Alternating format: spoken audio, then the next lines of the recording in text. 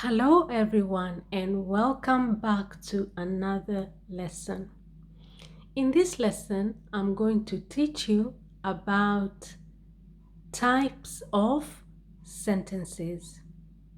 I'm going to teach you about the different types of sentence structures that we have in English. But before we start, please do not forget to subscribe to the channel and give this video a thumbs up if you find it useful. Thank you very much and let us begin. There are three types of sentence structures in English. There are three different types of sentence structures in English. The first sentence structure is called a simple sentence. A simple sentence. What is a simple sentence? A simple sentence is a sentence that is made up of one subject, one verb, and one object. Okay? A simple sentence is made up of one subject or a noun, one verb, and one object.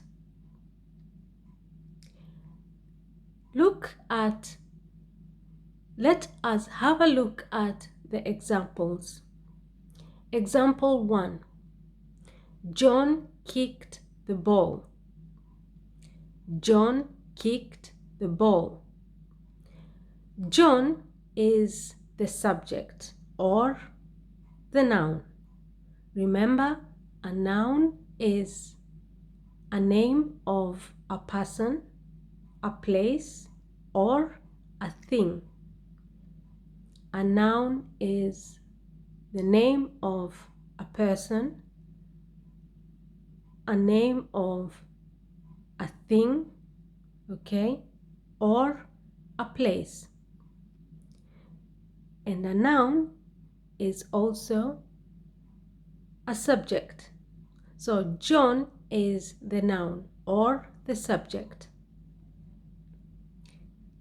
Kicked is the verb. And the ball is the object. So John is the person who's kicking the ball. He is the subject. And the action is the verb, which is kicked. And what is receiving that action of a kick is the ball, and that we call an object. Okay, now you notice in that sentence we have one subject, that is one noun, one verb, and one object. Look at example 2.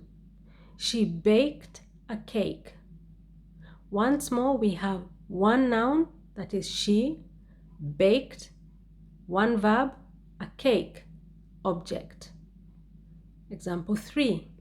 They came home late. Once more, we have one subject, which is they, one verb, which is came, and one object, which is home. The fourth sentence, I woke up at 8 o'clock. You have one subject and you have one verb. So, you notice with example 4, we don't have an object. But still, this is a simple sentence. The reason being, it has one subject and one verb. I woke up at 8 o'clock. Example 5. Peter is reading a book. So you have Peter, okay, is reading a book. Once more, we have one subject, one verb, and one object. Example 6. We brushed our teeth. Once more, we have one subject or a noun, which is we, brushed the verb, and our teeth is the object. Okay? So if someone asks you, what is a simple sentence? All you need to tell them is that it is a sentence that is made up of one verb and one subject and one object. Okay? All right then, let's move on to the second sentence structure, and that is a compound sentence. A compound sentence is made up of two simple sentences. So when you join two simple sentences together, you get a compound sentence. To join the two simple sentences together, you use connectors, such as and, but, then, although, and we have so many other connectors. If you want to know more about these connectors, I have a video in my channel that I have made where I explain everything about connectors, what they are, the different types of connectors, and what function they serve in a sentence. I have made a video about that. Feel free to look up that video. Okay, let's continue. So compound sentences. A compound sentence is a sentence that is made up of two simple sentences. To make a compound sentence, you join two simple sentences together, okay? And you join the two simple sentences together using connectors, okay? Let's look at the examples. Example 1. So I am going to change all the simple sentences on the left, okay? I'm going to change them to compound sentences. And I'm simply going to do that using a connector, okay? John kicked the ball and scored a goal. John kicked the ball and scored a goal. So we have two sentences there. The reason we have two sentences is because we have two verbs, kicked and scored. Remember, a simple sentence has one verb, but a compound sentence has two simple sentences, which means that it has two verbs. So John kicked the ball and scored a goal. So you have two verbs in that sentence, kicked and scored. And we are joining those two simple sentences together using a connector. And the connector is and. It joins the two sentences together to explain two particular actions that John has actually carried out, which is kicking a ball and scoring a goal. So instead of saying John kicked the ball, John scored a goal. Now, instead of having to say the two sentences together separately, we join them together to make one compound sentence using the connector and. John kicked the ball and scored a goal. Example 2. She baked a cake and served it to her friends. She baked a cake and served it to her friends. So once more, we have two verbs in that sentence, which is baked and served. And that means that that sentence is a compound sentence because we have two verbs, but we have also joined the two simple sentences with a connector, and that is and. Example 3. They came home late. They came home late, but we still waited. They came home late, but we still waited. Okay? So once more, you have two verbs in that sentence, came and waited. And the two simple sentences in that sentence are joined together using the connector but. They came home late, but we still waited. Instead of saying, they came home late, we still waited. Now, those would be two simple sentences, but we want to join them together.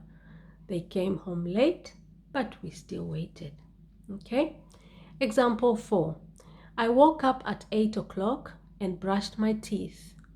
I woke up at 8 o'clock and brushed my teeth.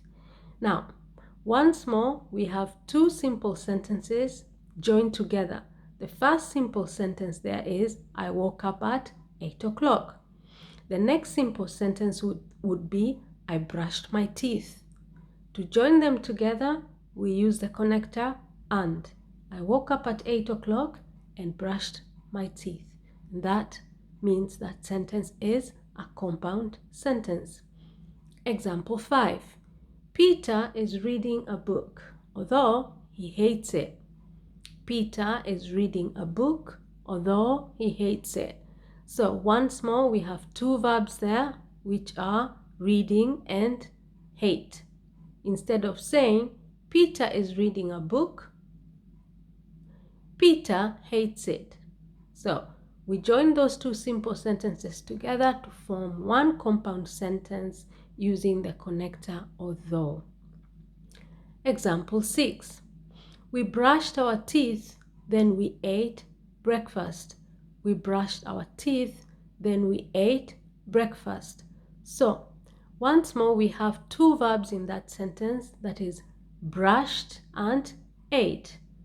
Instead of saying, we brushed our teeth, we ate breakfast. Those would be two simple sentences.